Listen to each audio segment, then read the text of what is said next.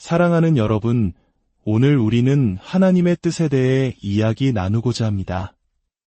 이 메시지를 듣기 전에 잠시 우리를 위해 기도하는 시간을 갖겠습니다.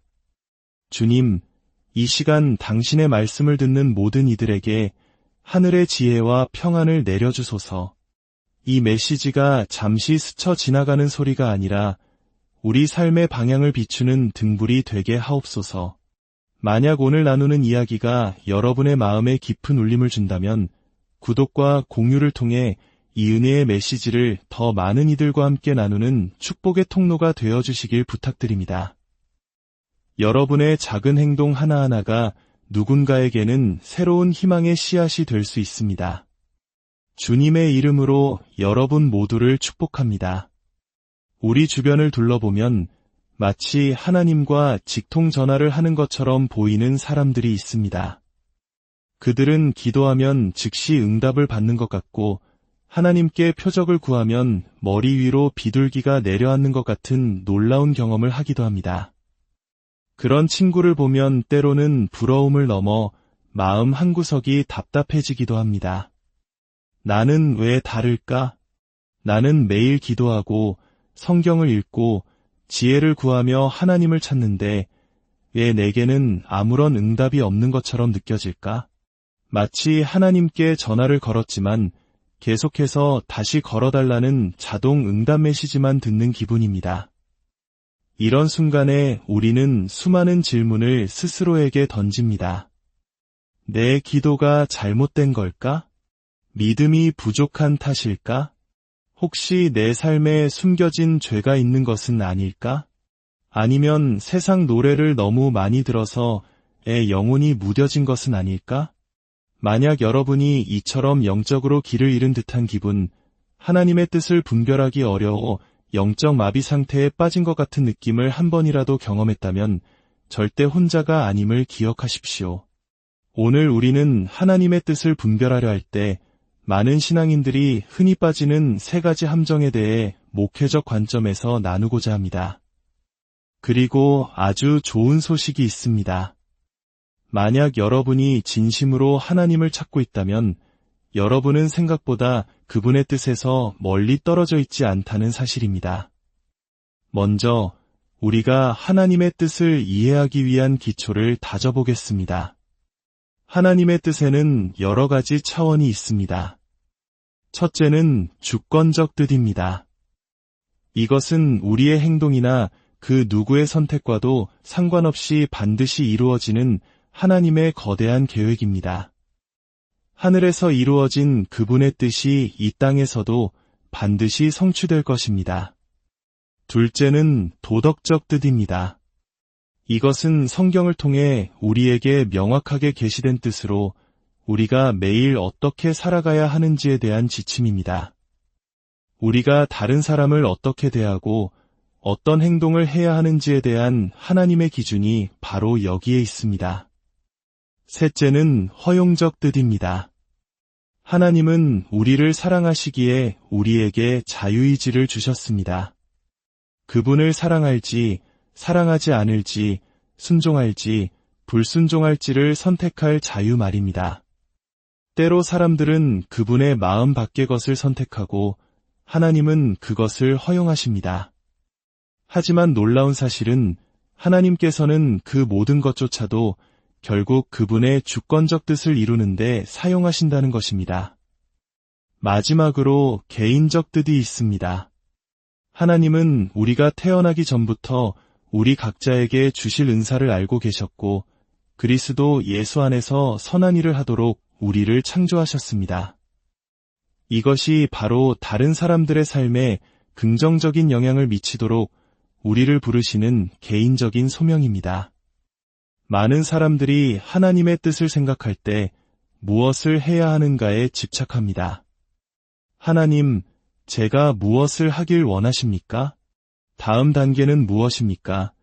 하지만 하나님의 뜻은 무엇을 하는가 보다 어떤 사람이 되는가에 더 깊이 관련되어 있습니다. 하나님은 우리의 직업이나 성취보다 우리의 인격과 거룩함에 더 큰 관심을 가지고 계십니다. 그분의 뜻은 우리가 예수님을 더욱 닮아가는 것입니다. 또한 하나님은 때로 초자연적인 방법으로 우리를 인도하시지만 대부분은 아주 자연스러운 방식을 통해 길을 보여주십니다. 열린 문을 통해 기회와 사역의 길을 보여주시기도 하고 때로는 굳게 닫힌 문을 통해 우리를 보호하시기도 합니다. 하나님의 아니라는 응답은 벌이 아니라 더 좋은 길로 이끄시는 보호 장치일 수 있습니다. 이 모든 것을 아우르는 핵심 원리는 이것입니다. 하나님의 뜻을 알고 싶다면 하나님의 마음을 알아야 합니다. 이제 우리가 하나님의 뜻을 찾는 여정에서 빠지기 쉬운 3가지 함정에 대해 깊이 살펴보겠습니다. 첫 번째 함정은 하나님의 뜻을 과도하게 영적으로 해석하는 것입니다. 어떤 분들은 목사가 이런 말을 하는 것을 이상하게 생각할 수도 있습니다. 우리는 당연히 영적이어야 하는 거 아닌가요? 물론입니다. 하지만 어떤 이들은 너무 지나치게 영적입니다. 모든 것을 신비로운 현상으로만 이해하려 합니다. 불타는 떨기나무를 통해서만 말씀하시고 하늘에 글씨를 써서 보여주시거나 영화 속 배우처럼 웅장한 목소리로 직접 들려주시길 바랍니다. 이렇게 모든 것을 영적으로만 해석하려는 경향 때문에 우리는 종종 하나님, 그냥 표적을 보여주세요 라고 기도합니다. 심지어는 우리가 원하는 표적이 무엇인지 구체적으로 정해주기까지 합니다. 이것은 사실 하나님, 제가 원하는 것을 제가 원하는 때에 제가 원하는 방식으로 이루어주세요. 그래서 당신도 제가 원하는 것을 원하신다는 사실을 확인하게 해주세요 라고 말하는 것과 같습니다. 솔직히 말해 저 역시 표적을 구한 적이 있습니다. 하지만 돌이켜보면 그것은 진정한 인도를 구하기 위함이 아니라 제가 이미 하기로 결정한 일에 대한 허락을 받고 싶었던 것뿐이었습니다. 예를 들어 정말 가고 싶은 직장이 있습니다. 연봉도 높고 제 재능을 마음껏 펼칠 수 있는 곳입니다. 이때 이렇게 기도하는 시기입니다. 하나님, 만약 이 직장에 가는 것이 당신의 뜻이라면 제가 지금부터 마주칠 신호등 5개 중 하나를 녹색불로 바꿔주세요. 녹색불이 안 되면 노란불이라도 괜찮습니다. 우리는 이런 식으로 우리가 원하는 것을 하나님의 뜻으로 포장하려 합니다. 신약 성경에 나오는 바리새인들도 순수하지 않은 동기로 표적을 구하는 죄를 범했습니다. 마태복음 12장에서 그들은 예수님께 선생님이여 우리에게 표적 보여주시기를 원하나이다 라고 말합니다. 그들은 증명을 요구한 것입니다. 예수님은 이렇게 답하셨습니다. 악하고 음란한 세대가 표적을 구하나 왜 이렇게까지 강하게 반응하셨을까요? 바리새인들은 무엇을 해야 할지에 대한 인도를 구한 것이 아니라 자신들의 방식대로 하나님의 능력을 시험하고 증명하라고 요구했기 때문입니다. 우리가 표적을 구하는 마음 깊은 곳에는 어쩌면 이미 원하는 것을 추구하기 위한 변명거리를 찾고 있는지도 모릅니다. 제가 젊었을 때 있었던 정말 어리석은 이야기를 하나 해드리겠습니다. 저는 하나님께서 예비하신 아내를 만나 경건한 가정을 꾸리고 싶다는 열망이 아주 강했습니다. 그래서 항상 기도했습니다. 하나님, 제 아내를 위해 저를 준비시켜 주시고 그녀를 알아볼 수 있는 눈을 주세요. 지금 당장 그녀가 누구인지 보여주세요. 한 번은 차를 몰고 가면서 간절히 기도하고 있었습니다. 하나님, 제 아내를 보여주세요. 그 순간 고개를 들었는데 엘렌이라는 이름이 적힌 광고판이 눈에 들어왔습니다. 저는 흥분했습니다. 오, 하나님이 보여주셨어. 내 아내 이름은 엘렌이야. 그날 이후로 저는 제 나이 또래에 괜찮아 보이는 여성을 만날 때마다 물었습니다. 혹시 이름이 어떻게 되세요? 중간 이름이라도 엘렌은 아닌지, 혹시 엘렌이라는 이름의 인형이라도 가지고 있는지 묻고 다녔습니다. 하지만 이상하게도 당시에는 엘렌이라는 이름을 가진 젊은 여성이 거의 없었습니다. 그러던 어느 날 어머니께서 한 레스토랑에서 아주 매력적인 종업원을 만났다며 전화를 하셨습니다. 정말 괜찮은 아가씨가 있는데 이름이 리사 뉴먼이래. 저는 듣자마자 실망했습니다. 엘렌이 아니잖아요. 그런데 잠시 후 이런 생각이 스쳤습니다. 리사, 뉴먼, 렌, 엘렌이구나. 저는 그 레스토랑에 전화해서 리사를 찾았고 만나서 데이트를 했습니다. 그리고 그녀에게 엘렌 이야기를 전부 들려주었습니다. 그녀는 웃으며 말했습니다. 좀 억지스러운 것 같지 않아요? 그렇습니다. 우리는 우리가 원하는 것을 확인받기 위해 어떤 것이든 꿰어 맞추려 합니다. 하나님께 기도한다고 말은 하지만 실제로는 하나님을 제외한 모든 사람에게 묻고 다닙니다.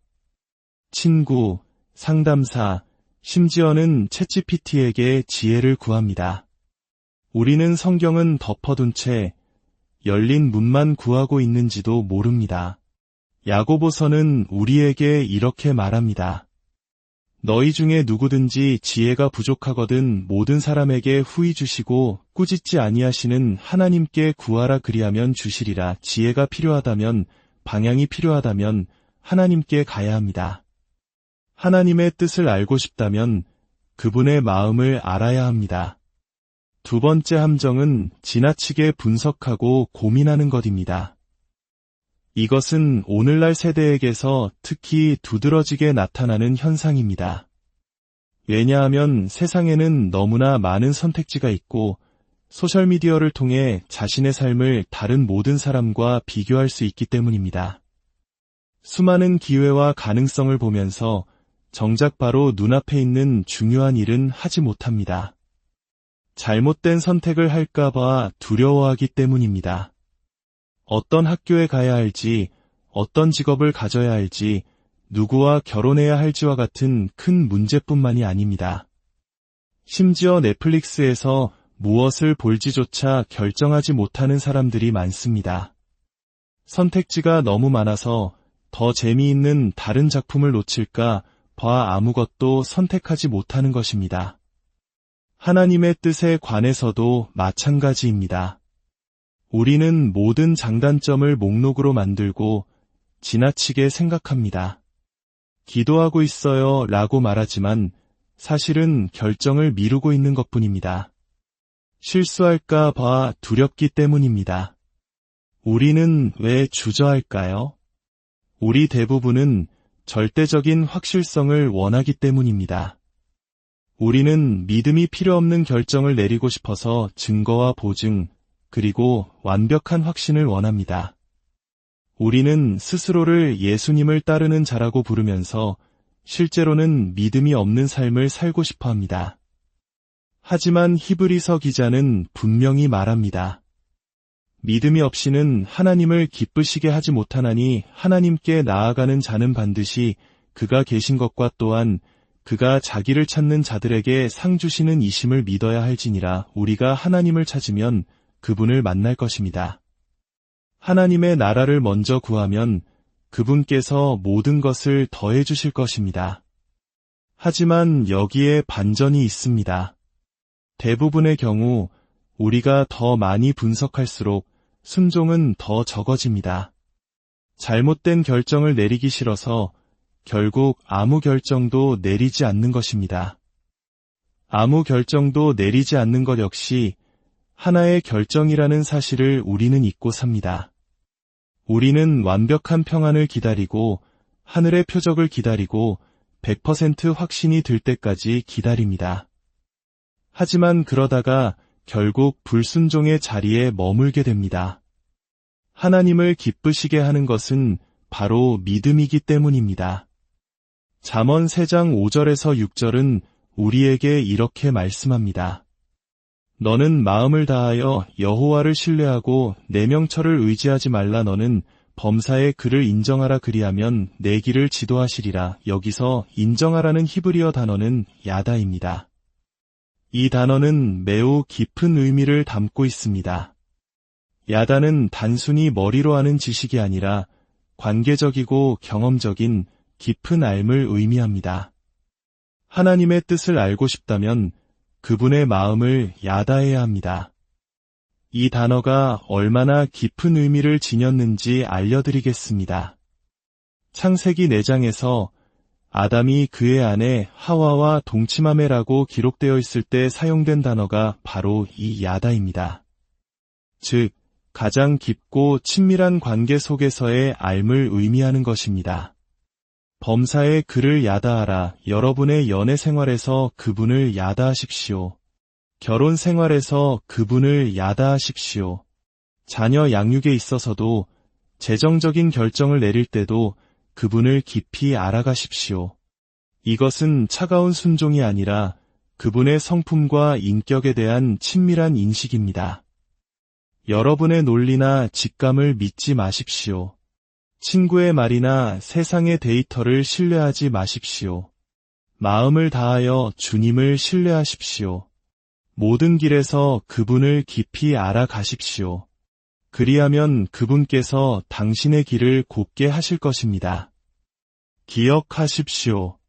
분석을 통해서는 결코 평안에 이를 수 없습니다.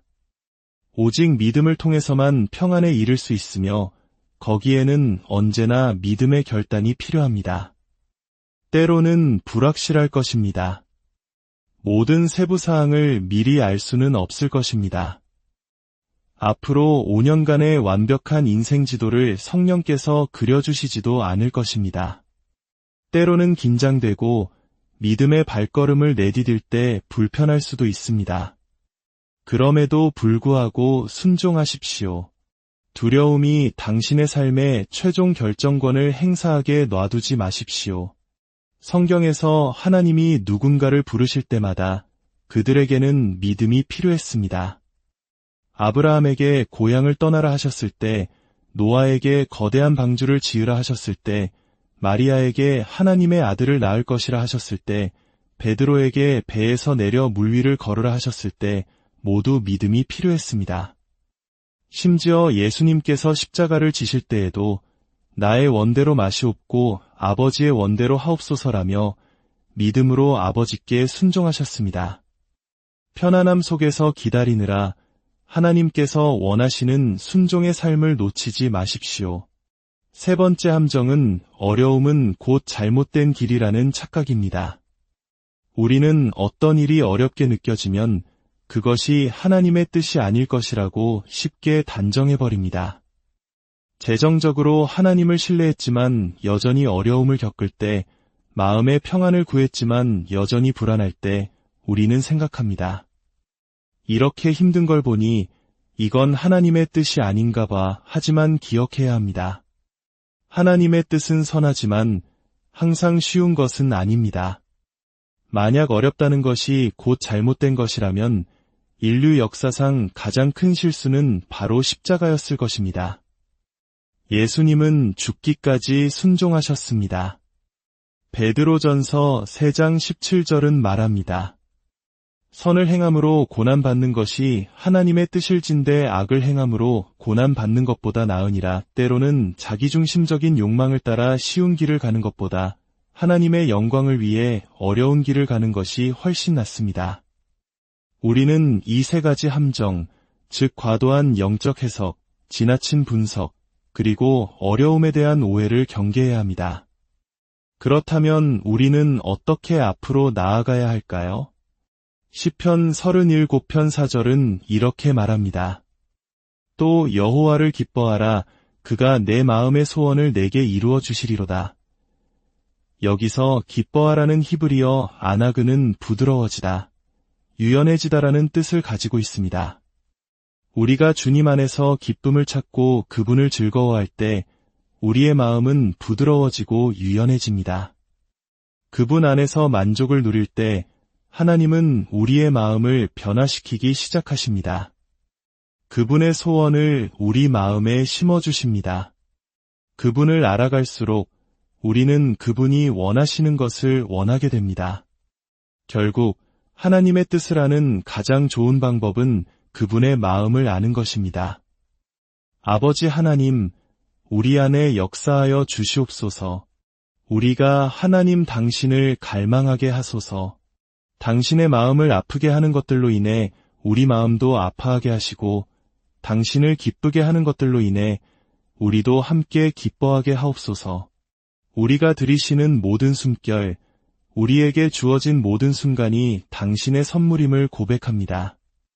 우리의 몸과 마음과 영혼, 그리고 힘을 다해 당신을 사랑하고 섬기며 알아가게 하소서. 사랑하는 여러분, 주님 안에서 기쁨을 찾으십시오. 그분의 마음을 깊이 알아가십시오. 믿음으로 발걸음을 내딛기를 주저하지 마십시오. 그리할 때 주님께서 여러분의 마음의 소원을 이루어 주시고 여러분의 길을 친히 인도하실 것입니다. 이 말씀이 당신의 삶에 깊은 평안과 용기를 주기를 주 예수 그리스도의